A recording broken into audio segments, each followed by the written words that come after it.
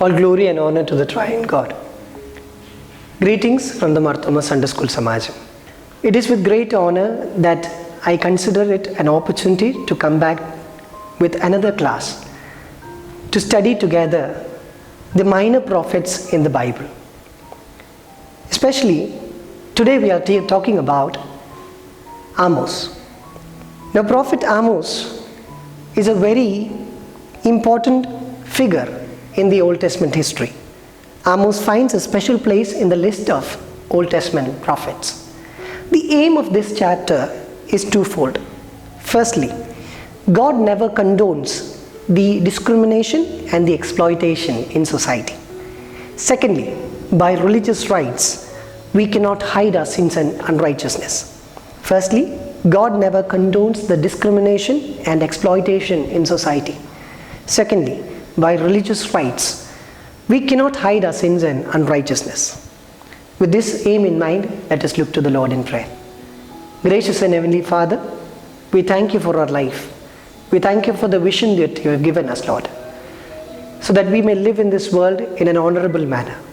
Heavenly Father, Lord, the circumstances around us, the people around us, even when they discriminate, even when they are unjust, even when they are unrighteous, Lord, we pray that we hold on to your vision and we live in a manner that is acceptable to you. Continue to bless our children with good insight. In Jesus' name we pray. Amen. Now, what I know from my earlier classes is this. In 2 Samuel chapter 12 verse 1 to 6, we see Prophet Nathan tells David a story. The message of that is very clear. God does not favor those who overpower the weak and those who do evil in the society.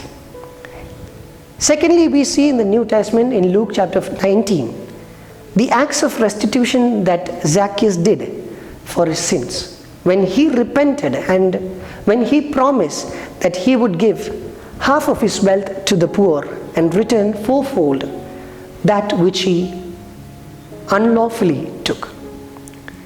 With these two things in mind, let us look at the passages that is being given to us to understand the person, the call and the commission of Prophet Amos.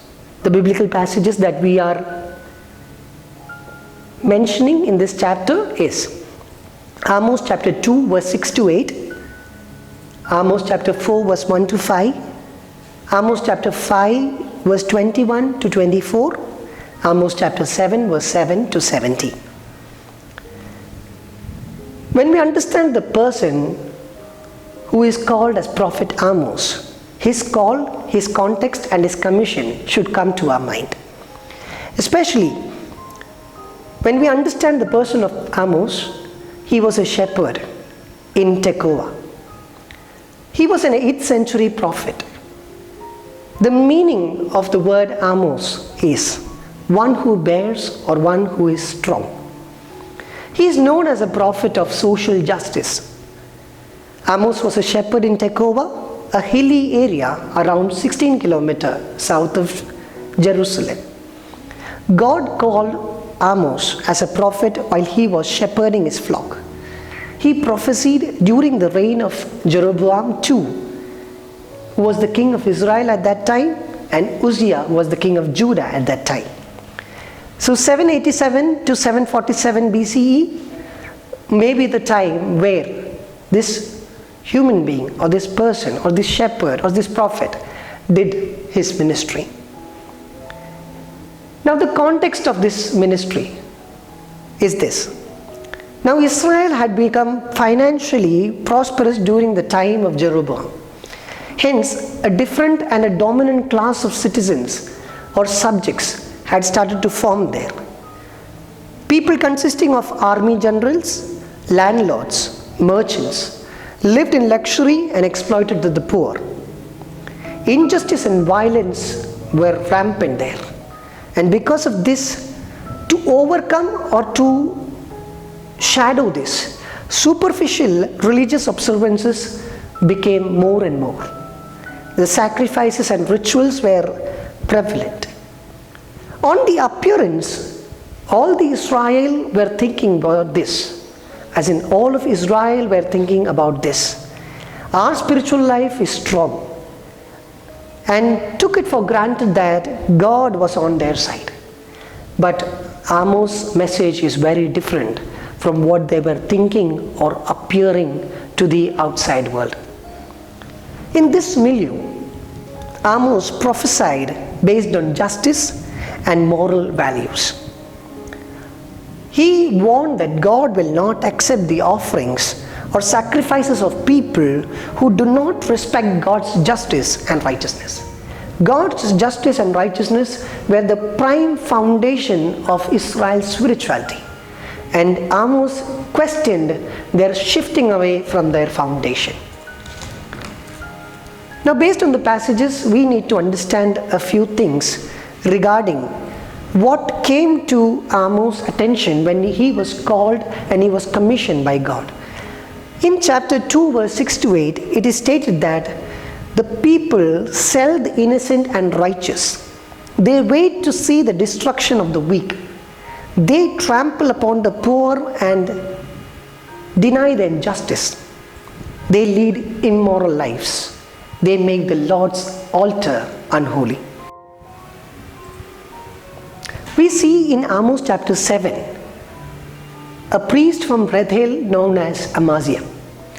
Amaziah is listening to this message, and he is not finding a proper understanding about it, because what Amos is telling is directly questioning his whole life's purpose and his whole life's actions.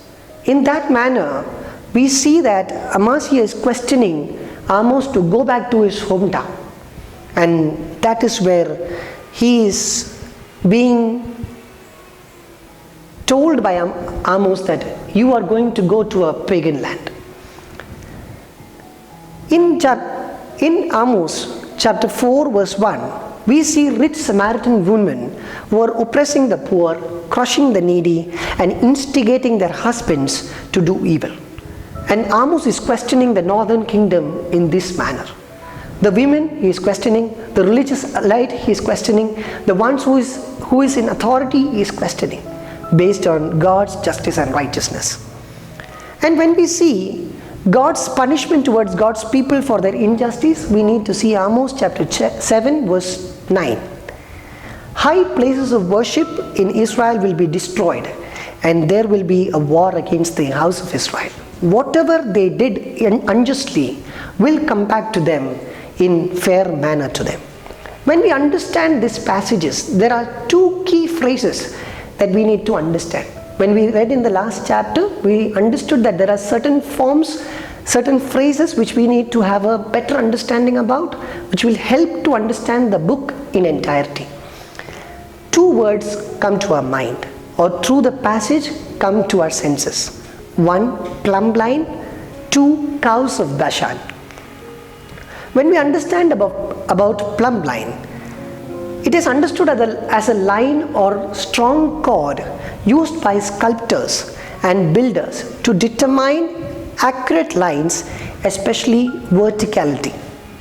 This is useful to chip off and chisel away in order to continue building according to the plan or blueprint.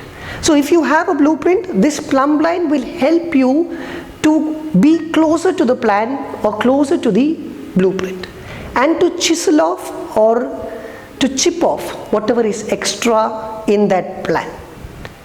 Secondly, the cows of Bashan. Now, Bashan was a fertile land in Samaria. The animals there were well fed and were the fattest and the strongest. Hence, they became a symbol of might. Here it is used as a metaphor for the women who were wealthy, as well as the wives of the princes who lived there. Now, when we understand the message of Amos, it is important to understand this. Amos' stand against the religious leaders and the rich was that God does not favor the politics of the wealthy and the religious leaders who stand for injustice, exploitation, and corruption. God desires for social justice. We need to be agents of justice and peace in the societies we live in. We are called to be agents of justice and peace and not destruction and hatred. When we understand this as the context and the message for that situation, we need to understand our responsibility and our duty to be helpful to become better agents in this society, or the agents of God's kingdom in this society. So when we compare ourselves and our modern day, what we understand is this. Today's world also exploits the weak, overpowers the helpless, and exploits them using power and wealth. It is the people who are in power and the rich who are behind the injustice in the society. So I encourage us all to make a decision today to view God's justice and God's righteousness and look at ourselves and make a decision to follow in that path, and to question those in authority, whether it is the religious authority or whether it is the political authority or whether it is your friends, those who oppress others, those who look down about others, those who push others into sin and to those things that they were not intended to do. When we do that, Amos' message will become a reality in our lives too. We thank God that we were able to journey together through this book of Amos, understand the person of Amos, and to show that how he was able to bear others' burdens and to able to bear God's burden, and how strong he was in the midst of difficulties and in the midst of oppression and persecution. Amaziah was a very strong person, but Amos stood before him because his call was clear, his commission was clear, and hence let us also be faithful to the call and commission to which we are called. Let us take today's memory verse, Amos chapter 5 verse 24. But let justice roll on like a river, righteousness like a never failing stream. But let justice roll on like a river, righteousness like a never failing stream. May God bless us all. Let us look to the Lord in prayer. Gracious and Heavenly Father, we thank you for helping us to maneuver through the book of Amos. Heavenly Father, Lord, the person who was a shepherd, the person who was a collector of fig and sycamore, Heavenly Father, you called him, Lord. You commissioned him in a very difficult time. Heavenly Father, we are also living in difficult times.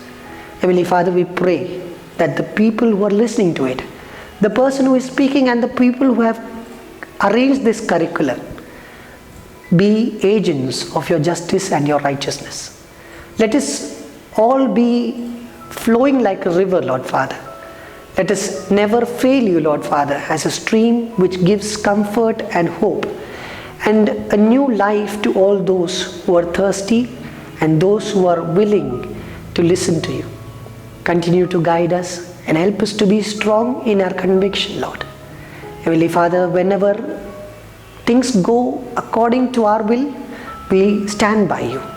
But when things go against us, Lord, help us to be more faithful and more fruitful wherever we are placed. We thank you for all those people who are participating in it. Continue to bless us all. In Jesus' name we pray. Amen.